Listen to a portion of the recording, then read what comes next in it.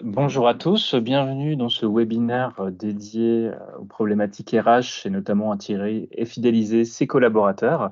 On se rend compte que dans la filière nautisme, c'est une problématique qui est vraiment rencontrée par tous les acteurs. Donc c'est pour ça qu'on a souhaité initier un webinaire dédié en s'appuyant notamment sur les expertises des pôles RH des chambres de commerce et d'industrie et du campus des métiers des nautismes. Par rapport au déroulé de ce webinaire, donc dans un premier temps, on va expliquer le contexte du recrutement, et on va se rendre compte que le contexte est plutôt favorable aux candidats. Ensuite, on verra sur évaluer et optimiser votre process de recrutement. On parlera notamment de l'attractivité ensuite et des nouvelles approches de recrutement. Et enfin, Martine Dupuis du Campus des métiers interviendra sur la partie formation et notamment les leviers de recrutement et d'attractivité au travers de programmes et d'accompagnement en termes de formation. Alors, du coup, quelques éléments de contexte. Donc, l'idée, c'était de partager avec vous. Je pense que vous avez connaissance du contexte du taux de chômage national qui est historiquement bas et particulièrement nous sur la région Pays de la Loire avec un taux à 5,9%. C'est la même chose, je pense, Elisabeth, excusez-moi, et qu'il faudrait couper votre micro parce qu'il y a de l'écho.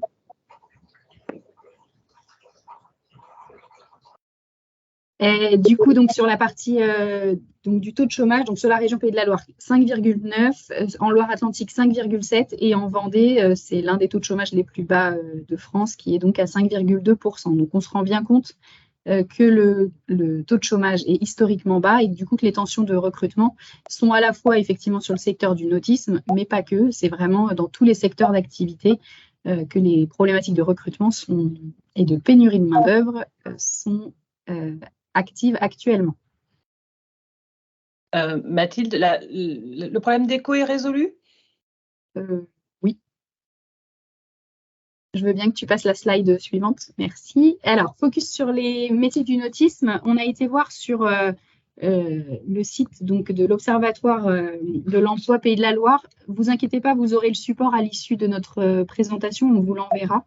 Mais l'idée, c'était de montrer qu'en fonction des postes, il y avait des différences sur les tensions de recrutement. Donc, typiquement là, sur un métier de La Roche-sur-Yon, sur la fabrication de pièces et matériaux composites, on voit qu'il y a 56 offres qui ont été déposées sur Pôle emploi. Il y a 23 personnes qui y ont postulé et 8 seulement sont en situation d'être inscrits directement à Pôle emploi et donc immédiatement disponibles. On voit bien qu'effectivement, il y a une vraie différence entre le volume et les besoins des entreprises et les candidats qui postulent à ces offres. C'est la même chose, donc là encore plus marqué, donc sur le bassin des herbiers, là où le plein emploi est vraiment le plus important encore sur le territoire de la Vendée. Donc sur un poste par exemple de conducteur d'équipement de fabrication, de l'ameublement et du bois. Donc là, il y a 67 offres d'emploi qui ont été déposées sur ce métier-là. 27 personnes y ont candidaté et seulement 5 sont en situation d'être directement disponibles et inscrits à Pôle emploi. Pareil, relations technico-commerciales. Donc là, il y a 60 offres d'emploi disponibles, 42 demandeurs d'emploi qui y ont postulé et 11 qui sont immédiatement disponibles. L'idée, voilà, je veux bien que tu fasses celle d'après aussi, Elisabeth. Sur les deux derniers, les proportions sont inversées. Sur les postes, par exemple, sur Pornic, sur technico-commercial, il y a 12 offres qui sont publiées. Là, pour le coup, il y a 51 candidats et 31 qui seraient immédiatement disponibles. Pareil, sur du design industriel sur le bassin nantais, il n'y a que 10 offres, 114 candidats et 60 immédiatement disponibles. Ce qu'on a voulu montrer au travers de ça, c'est vraiment que votre process de recrutement et les tensions vont être différentes d'un poste à l'autre. Et on voit que il est important d'adapter votre processus de recrutement en fonction des métiers sur lesquels vous allez devoir recruter et que parfois, il faudra passer par de la formation, des dispositifs de formation, de tests, parce que des candidats disponibles sur les postes que vous recrutez, il n'y en a pas. Alors, du coup, pour clôturer cette première partie, l'idée, c'est vraiment, mais ça, vous le vivez au quotidien, donc je pense qu'il n'y a pas de surprise dans cette annonce, c'est de dire que le marché de l'emploi est clairement en faveur des candidats aujourd'hui. Donc, ça nous contraint, nous, en tant qu'entreprise, à repenser, à penser différemment notre process de recrutement, la fidélisation de nos collaborateurs, que ce soit donc dans la partie recrutement, la partie intégration, fidélisation, mais aussi de manière plus large, comment on rend notre entreprise attractive, comment lorsque quelqu'un est en recherche d'emploi ou en reconversion, se dit je vais postuler pour telle et telle entreprise, et en particulier sur les entreprises du notice. Alors, on va vous proposer d'enchaîner en analysant le process de recrutement. Alors, bien entendu, nous ne vous connaissons pas individuellement, donc certainement qu'il y a des choses qui vous paraissent évidentes, mais pour nous, il paraissait important quand même de reprendre l'ensemble des idées.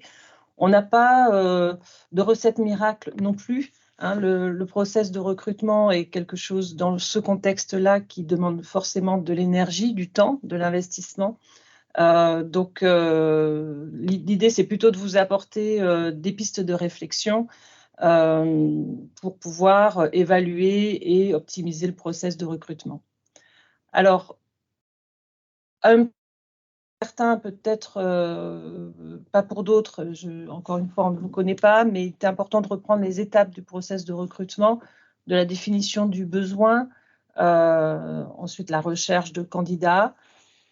Quand on reçoit des candidatures, on fait une présélection pour mettre en place des entretiens de recrutement. Et à la suite des entretiens de recrutement, on prend une décision et on intègre, on forme la personne à son poste. Donc, on est bien d'accord que le process de recrutement, il est avant la diffusion de l'annonce sur la définition du besoin jusqu'à l'après-recrutement.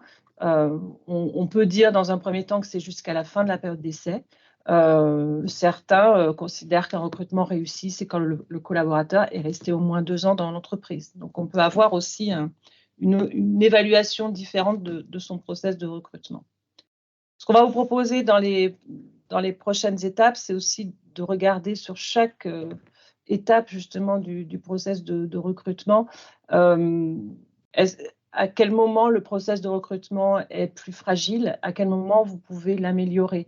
Le recrutement difficile, ça peut être, nous on le voit bien, Mathilde et moi, quand on visite différentes entreprises, pour certains, c'est qu'ils ne reçoivent pas du tout de candidatures, pour d'autres, c'est qu'ils reçoivent des candidatures, mais elles ne sont pas adaptées. Pour d'autres, c'est qu'ils arrivent à recruter, mais les personnes ne restent pas ou ne se présentent pas après l'entretien de recrutement. Et donc, en fonction de ces symptômes, on ne va pas activer les mêmes leviers, ou en tout cas, ça peut vous aider en réfléchissant à ces symptômes dont on va vous parler, de peut-être prioriser certaines pistes plutôt que d'autres. Alors, si on prend la première étape, qui est la définition du besoin, déjà, on peut se poser la question, est-ce que ce poste, il donne envie? Est-ce que ce poste de base, il est attractif? Est-ce qu'on a du turnover en particulier sur ce poste-là? Et on peut se poser la question de ce que l'on peut faire pour définir ou re-questionner le poste si on a un turnover fort sur un métier en particulier dans l'entreprise. On peut re-questionner aussi l'organisation. Alors, on pense assez souvent à réduire la pénibilité. On commence à penser à réduire les contraintes d'horaire, les contraintes du poste, les déplacements, d'avoir une compensation par rapport aux déplacements. On peut commencer aussi à réfléchir à la valorisation de la mission. On voit des postes où il y a beaucoup de turnover, qui sont les postes les moins valorisés de l'entreprise, ou pas forcément mission qui fait envie, voilà, soyons clairs. Donc ça, c'est quelque chose qu'il faut s'inviter à questionner. L'erreur serait de ne pas questionner le poste au moment du recrutement. On peut aussi élargir les profils. Il y a une autre erreur qui est assez courante dans les entreprises, alors encore une fois, qui n'ont pas une démarche RH très structurée avec des responsables RH, hein, donc c'est plutôt notre public, donc pardon à ceux qui sont déjà experts ou qui ont déjà avancé sur ces sujets, mais c'est important d'aussi élargir les profils et de ne pas chercher à recruter d'égal à égal entre celui qui est parti ou les personnes qu'on a déjà sur ce poste et la personne qu'on voudrait recruter. Donc vraiment de se centrer sur les compétences indispensables en sortant de l'existant et d'étudier l'adaptation du poste aussi à d'autres profils. Alors là, on a mis par exemple une personne porteuse de handicap, mais ça peut aussi être des personnes pas forcément encore formées au métier. Et donc, c'est important de vraiment se concentrer à identifier les compétences transférables, ce à quoi on pourrait former les personnes dans l'entreprise, et pourquoi pas aussi les dispositifs de formation passerelle. On va en reparler tout à l'heure, et vous avez un panel de formation dans vos métiers, et Martine Dupuis va nous en parler tout à l'heure. Donc, l'idée là, c'est de vous partager. Il y a des liens qui seront actifs sur la présentation qu'on vous envoie, mais pour vous aider, pour adapter les postes, il y a effectivement l'ANACT, la CARSAT, l'UIMM, mais aussi lui va pouvoir vous accompagner pour de fiches de poste.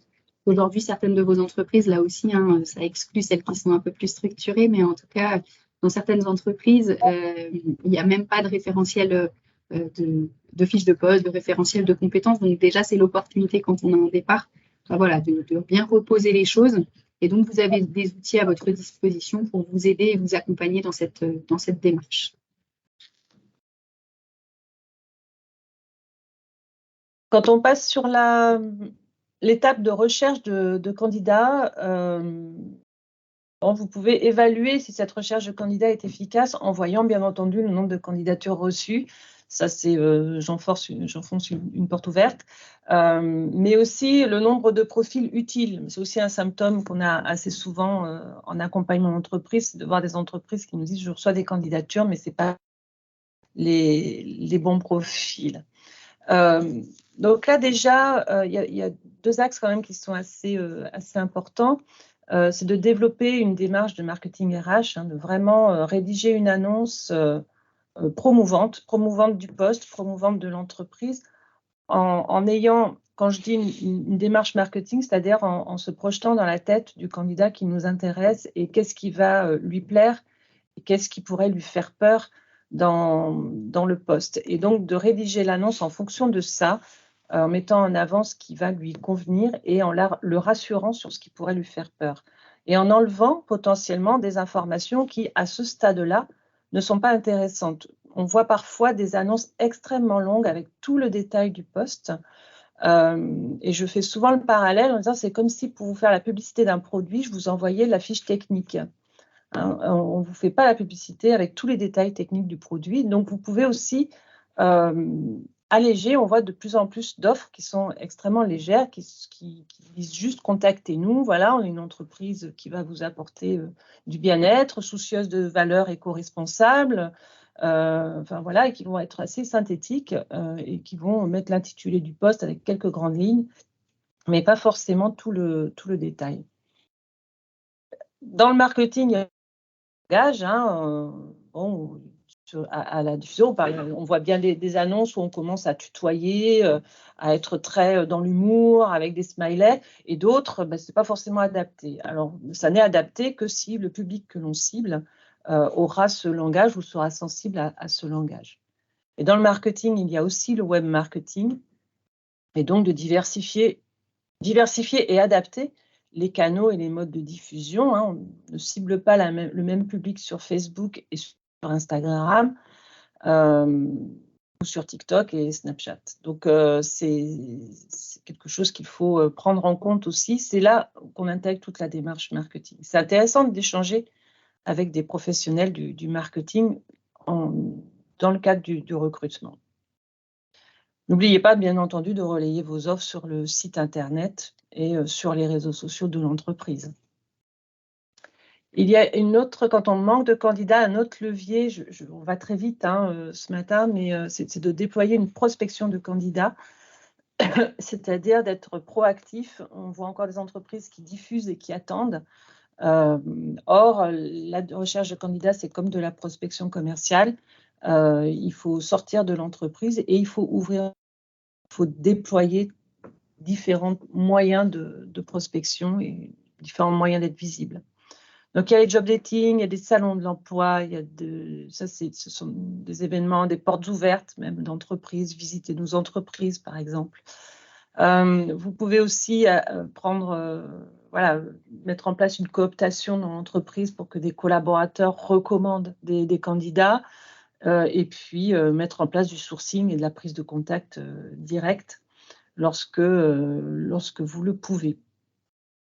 Vous pouvez aussi solliciter les professionnels de la reconversion, de l'insertion, de l'immersion pour aller chercher ce que l'on disait tout à l'heure. Ça, c'est des profils qui ne sont pas tout à fait prêts à prendre le poste, mais qui pourraient, avec un accompagnement, s'y adapter. Là, on vous a remis effectivement les logos et les liens de toutes les plateformes de recrutement, tous les réseaux sociaux sur lesquels vous pouvez publier, communiquer sur votre entreprise et sur les postes à pourvoir.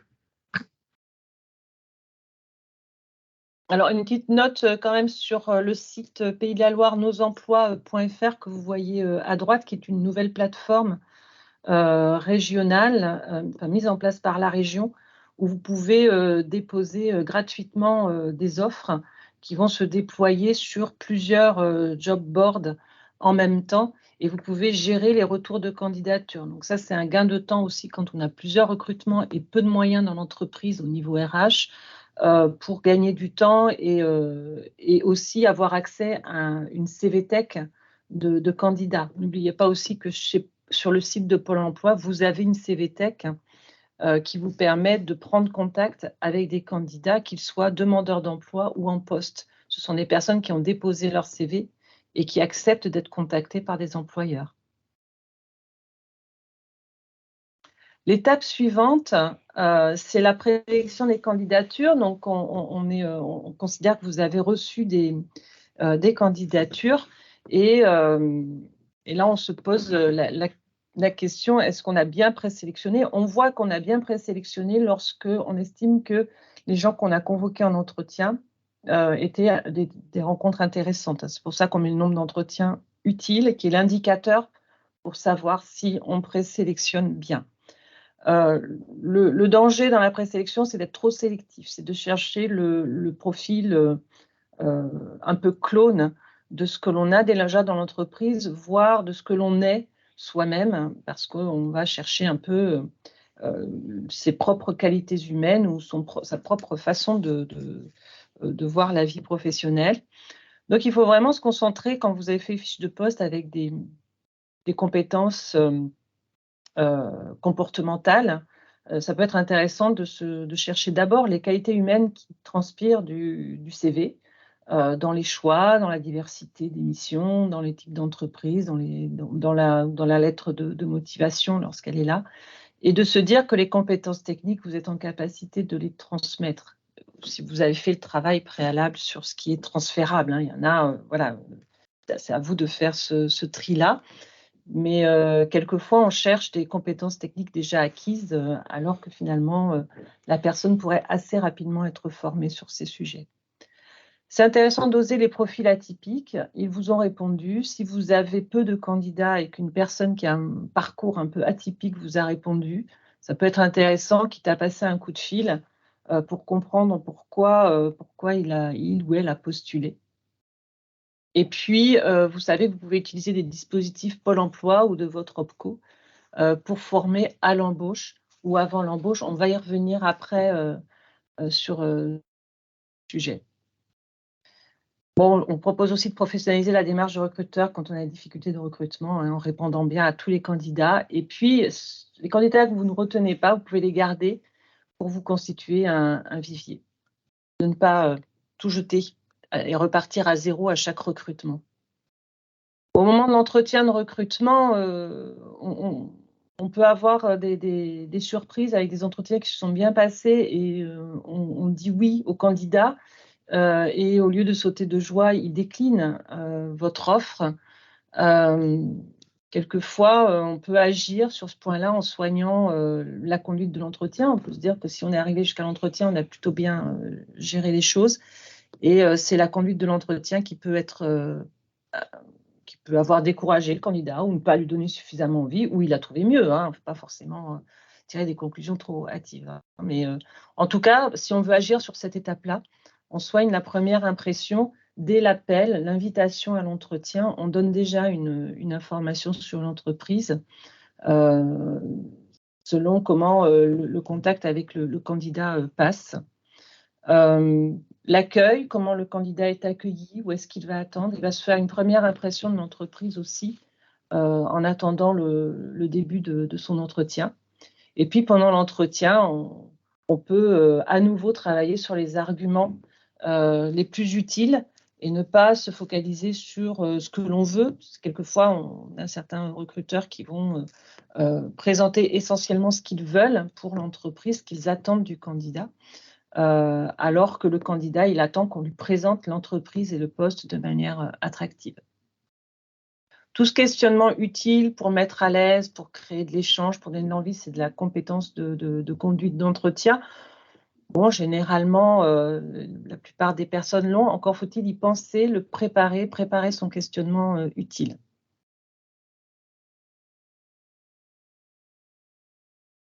Une fois qu'on a vu plusieurs candidats et que l'on va faire une évaluation, c'est intéressant de quand même se créer une grille pondérée de critères hein, sur la base des compétences que l'on recherche, des compétences ou des valeurs qui vont être importants à évaluer.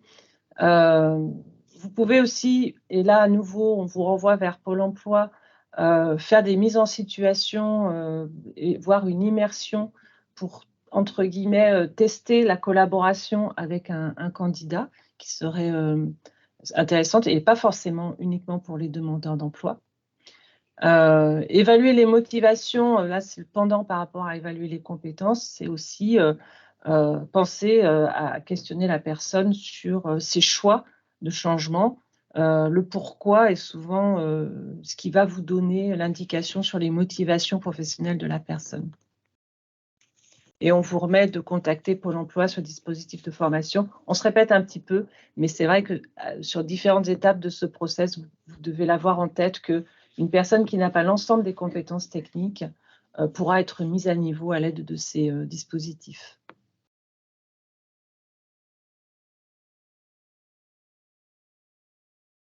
Donc voilà, là c'est la présentation des différents dispositifs possibles. Donc il y a des immersions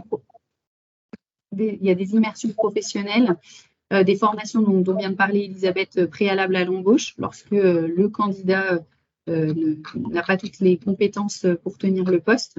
Aujourd'hui, de par la rareté et les difficultés de recrutement, vous allez de plus en plus intégrer des personnes sur lesquelles il va falloir que vous les accompagniez en termes de formation. Et Pôle emploi a pas mal de dispositifs avec des aides financières qui sont du coup explicitées en annexe de la présentation qu'on vous enverra et qui va vous permettre voilà, d'intégrer des profils différents et de les intégrer au mieux en fonction de vos besoins métiers.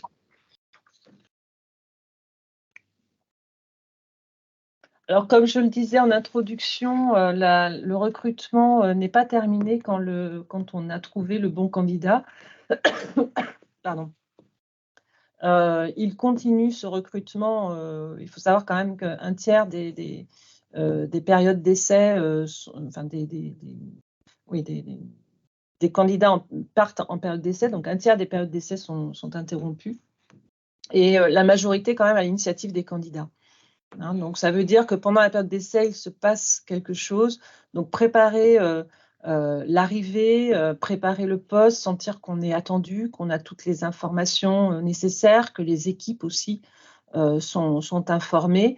Préparer un programme d'intégration et de formation interne ou externe, et puis former les tuteurs qui vont assurer le parrainage quelque part de ce nouvel arrivant. Suivre le candidat pendant sa période d'intégration avec des entretiens de suivi sur les premiers jours, premières semaines, premiers mois. C'est important pour bien mesurer notre qualité d'intégration. Alors, le ne s'est pas affiché. Voilà, le petit indicateur, c'est est-ce que les nouveaux recrutés restent en CDI? Et donc, le nombre de ruptures de période d'essai sera votre indicateur pour savoir si votre process d'intégration, le onboarding, comme on dit, va être une réussite. Voilà sur le process de recrutement. La troisième partie, on vous l'a dit, est plutôt sur la notion d'attractivité de l'entreprise. Et pour cela, je laisse Mathilde poser le cadre parce que l'attractivité, c'est un sujet très vaste. Et il faut un petit peu se donner quelques repères. Donc effectivement, il y a différents niveaux d'attractivité. Donc il y a l'attractivité des métiers, l'attractivité du territoire, l'attractivité de l'entreprise et du poste. Vous, aujourd'hui, en tant que responsable RH ou en tout cas en charge du recrutement, pour nous, vous intervenez sur 3 niveaux, qui est donc la partie métier. Elisabeth, je veux bien que tu... Oui. Les animations, merci. L'idée là, c'est vraiment de parler de vos métiers, du nautisme en général. Vous avez un rôle chacune des entreprises du nautisme a un rôle pour parler et présenter les métiers auprès des jeunes, faire des visites d'entreprise, utiliser les mini-stages. Vous avez vraiment un levier d'action. Alors, c'est un travail au long cours. Ce n'est pas en le faisant une fois que vous allez résoudre vos problèmes de recrutement immédiatement. En revanche, il faut vraiment que vous ayez ça en tête, de vous dire que régulièrement, il faut que vous ouvriez vos portes, il faut que vous alliez prendre la parole dans les écoles aux alentours de votre implantation, pour que voilà, ça suscite des vocations, pour que on pense à vous aussi lorsque on se dit j'ai envie de postuler quelque part ou j'ai envie de me reconvertir. Donc voilà, ça, vous avez quand même un rôle à jouer et chaque entreprise a un rôle à jouer, qu'importe sa taille, sur ce sujet de l'attractivité des métiers au sens large. Ensuite, il y a l'attractivité du territoire. Donc là, les interlocuteurs, c'est peut-être pas nécessairement vous qui allez agir avec eux, mais en tout cas, là, c'est de voir auprès des acteurs territoriaux, des développeurs éco et de la zone d'activité dans laquelle vous êtes, comment vous intervenez et expliquez aussi vos difficultés, si votre site n'est pas facilement accessible en transport, qu'importe les problématiques liées au territoire. Ça, c'est des échanges qu'il faut avoir avec ces interlocuteurs-là pour faire. Là aussi, ça ne va pas évoluer tout de suite, mais en tout cas, si chaque entreprise fait remonter ses difficultés, il y aura certainement des choses qui vont bouger et qui nous aideront in fine à être attractives et à attirer des candidats. L'autre niveau, c'est le niveau de l'entreprise. Donc là, vous avez vraiment un rôle à jouer sur vos pratiques managériales, RH, la visibilité et la marque employeur. Donc là, c'est comment vous rendez votre entreprise attractive, qu'est-ce que vous mettez en place, comment vous vous démarquez. On le voit aujourd'hui, de plus en plus, les entreprises réfléchissent à offrir des conditions de travail les plus séduisantes, j'ai envie de dire, possibles pour attirer dans un contexte pénurique de candidats.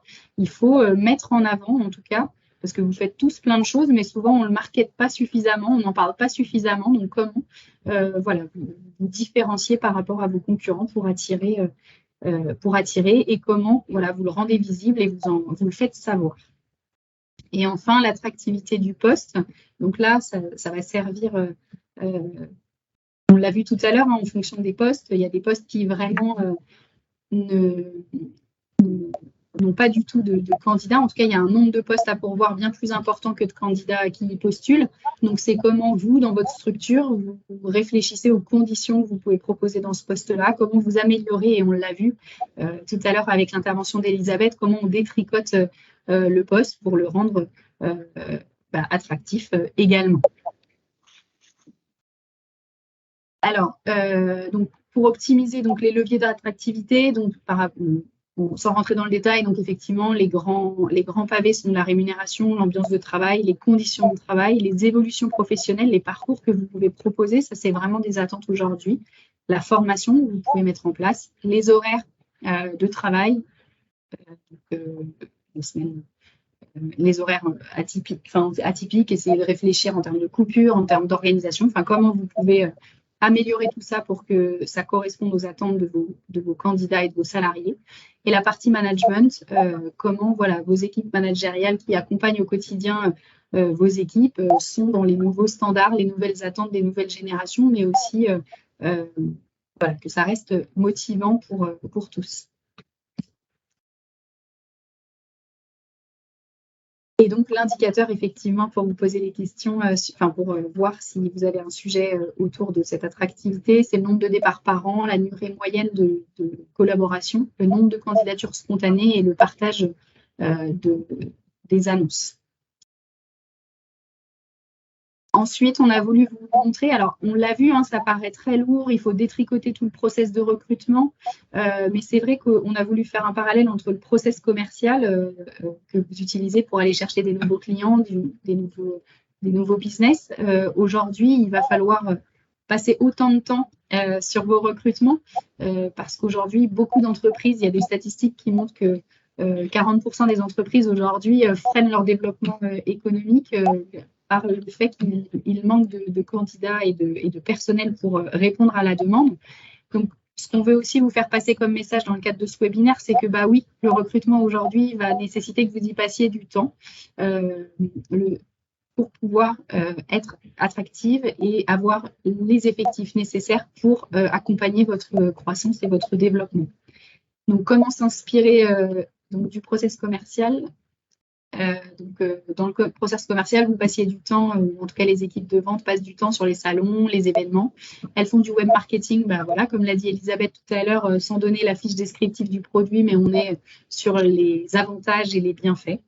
La prospection ciblée, l'argumentaire adapté à la cible, la différenciation. Et bien sur votre fidélisation de vos salariés, il faut faire la même démarche.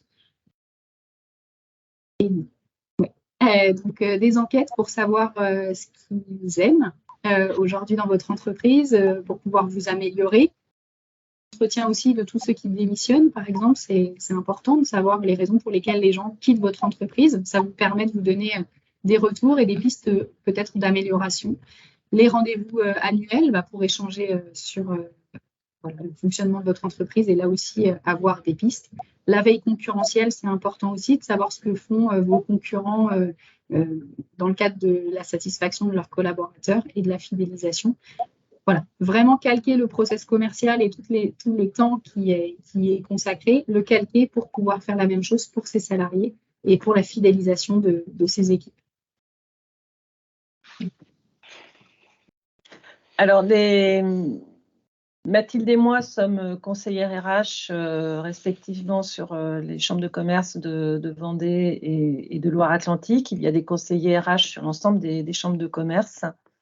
Et nous accompagnons, nous pouvons aller plus loin individuellement avec les entreprises. Alors, sur le Flash Diag RH, qui est un autodiagnostic, vous pouvez faire le diagnostic en ligne. Celui-ci, il est gratuit, il est en ligne, vous le faire en toute autonomie, vous recevez des préconisations automatisées. Et puis, l'Eval RH, c'est le diagnostic avec l'un ou l'une d'entre nous pour vraiment faire un tour d'horizon de l'ensemble de vos process RH et voir où vous pouvez améliorer l'attractivité de votre entreprise ou vos process RH. Et nous avons également des prestations, donc pas qu'RH, ce sont des prestations d'accompagnement individualisées, au cours desquelles soit on accompagne sur des recrutements directement, sans être un cabinet de recrutement. On ne recrute pas dans l'urgence, on est vraiment là pour renforcer vos pratiques. Mais ça peut être fait de manière très concrète sur un recrutement en cours.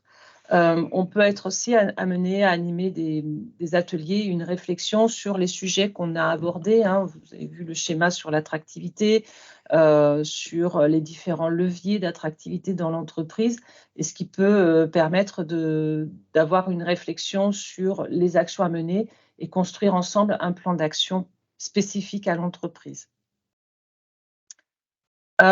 Certains d'entre vous ont peut-être entendu parler de l'accélérateur Dynamique Plus. Il existe depuis très longtemps sur la région Pays de la Loire et on accompagne dans l'accélérateur Dynamique Plus plus de 130 entreprises par an. C'est intéressant de l'utiliser aussi à des fins RH, attractivité et recrutement, puisque globalement, de toute façon, c'est un accélérateur qui est ciblé sur la performance de l'entreprise. Déjà, on peut l'utiliser sous l'angle performance interne parce que optimiser les process et l'organisation, c'est ne plus gaspiller de temps. Déjà, c'est un premier sujet. Donc, quand c'est une denrée rare ou compliquée à fidéliser, autant ne pas le gaspiller. Mais aussi réduire les tensions liées au dysfonctionnement, au retard, aux incompréhensions. Quand on nettoie un petit peu les process d'organisation de l'entreprise, on se rend compte qu'il y a un gain de confort de travail qui est vraiment un levier de fidélisation. Vous trouverez également au sein des chambres de commerce des formations. Alors, je vais passer assez rapidement la parole à Martine Dupuis pour parler avec vous des formations plus spécifiques à votre filière, mais vous trouvez dans les chambres de commerce des formations généralistes. Alors, notamment au niveau de la formation continue, c'est le hub formation et compétences que vous trouvez sur la gauche du slide, au niveau régional, qui va vous proposer des formations au recrutement, au management, à la marque employeur. Je passe la main à Martine pour approfondir le sujet des formations possibles sur votre filière. Alors, moi, je voulais intervenir, donc merci de cette invitation, sur la cartographie de l'offre de formation, sur bien évidemment les métiers du nautisme. Donc, on peut passer sur la slide suivante. Voilà, donc plus de 30 métiers, plus d'une vingtaine de formations identifiées en lien direct avec les 3 grands domaines, on va dire, du nautisme, l'industrie, les services et puis les sports nautiques, avec chacun des spécificités. Donc, sur l'industrie, on est sur du niveau 3. Alors, niveau 3 étant du CAP, niveau 6 étant du bac plus 5, plus 6. Donc, on est sur, bien évidemment, l'approche industrielle matériaux, c'est-à-dire l'approche construction avec les composites, le bois, le métal. Et puis tout ce qui est équipement à bord, l'aménagement, bois, l'électronique, les tuyauteurs, les optionneurs, les accastilleurs et les préparateurs.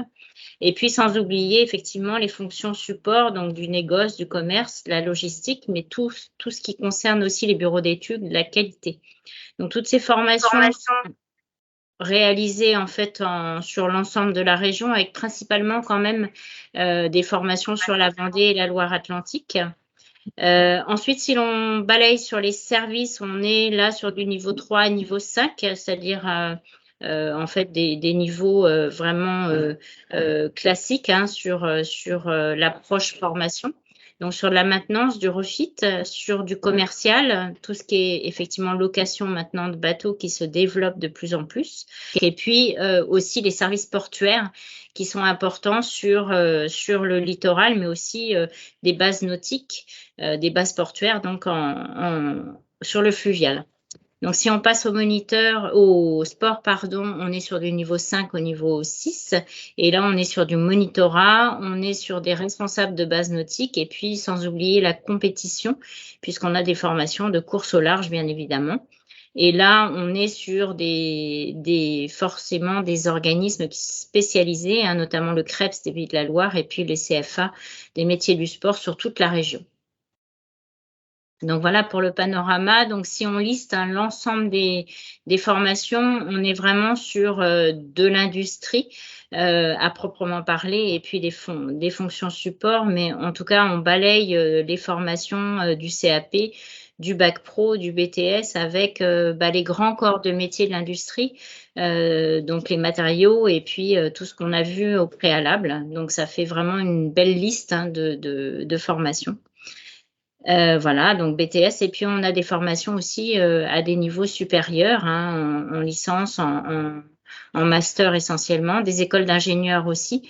Et puis on a des titres professionnels du ministère de l'Emploi. On a aussi des certificats de qualification professionnelle de branches, que ce soit de la métallurgie ou de la Fédération des industries nautiques. En tout cas, on a un panel de formations qui peuvent être mobilisables, qui ne sont pas référencées purement nautiques, puisque seul le bac pro maintenance nautique a cette appellation-là, mais en tout cas, toutes ces formations peuvent être ce qu'on appelle colorées. C'est ce qu'on travaille aussi en lien avec les inspecteurs et puis les entreprises. On peut colorer une certification dans le but de coller davantage au secteur. Alors, les établissements et les organismes qui sont partenaires et qui sont identifiés pouvant répondre aux besoins sont tous les lycées, bien évidemment, privés et publics, hein, de l'ensemble de la région. Vous en avez un certain nombre d'affichés. Et puis, on travaille avec le réseau universitaire, les réseaux des grandes écoles, et puis les réseaux, bien évidemment, de la formation continue qui sont importants, puisque au-delà des formations initiales scolaires et par voie d'apprentissage, on a aussi beaucoup de formations continues dispensées dans la région qui peuvent être sollicitées par le biais en fait de montage de formation tels qu'on a pu les évoquer là précédemment. Merci Martine pour ton intervention. Ce qu'il faut retenir, c'est que effectivement, si vous, entreprise du nautisme, vous avez besoin d'identifier des filières de formation, effectivement, le campus des métiers du nautisme est le bon interlocuteur pour ça. Et même remonter des besoins, de toute façon, ça ne permettra que créer des formations spécifiques si jamais il y a la masse critique pour. On arrive à la fin de ce webinaire, en tout cas sur la partie plutôt information descendante. On va prendre 5 minutes pour répondre à vos questions, si toutefois vous en avez. Nous, on avait un premier jeu de questions qui nous avait été remonté lors de l'inscription, notamment une sur est-ce qu'il y a des actions qui sont mises en place sur le territoire pour faire rencontrer les entreprises et des candidats potentiels. Donc, je pense que la question va plutôt s'adresser à toi, Martine, vu ton positionnement. Oui, tout à fait. Alors, on est sur des actions d'attractivité, hein, c'est l'un des objectifs prioritaires du campus et on peut mettre en place des opérations, notamment la prochaine opération phare un peu du campus qui va concerner les territoires notamment de la Vendée, mais pas que. On va aller sur le Maine-et-Loire aussi, sur la semaine de l'industrie, par exemple, où on peut mobiliser des belles opérations d'attractivité avec la relation toujours école-entreprise, aussi demandeurs d'emploi via les pôles emploi. Hein, donc, ce sont vraiment des typologies fortes d'action. On a aussi la semaine de l'emploi maritime qui peuvent être aussi des actions qui peuvent mener des actions intéressantes. Donc, en tout cas, à l'écoute des entreprises pour y compris mener des opérations flash pour l'attractivité, bien sûr. On vous remercie de vous être connectés sur ce webinaire et puis je remercie évidemment chaudement les intervenantes expertes du sujet RH qui ont pu faire partager leur expertise.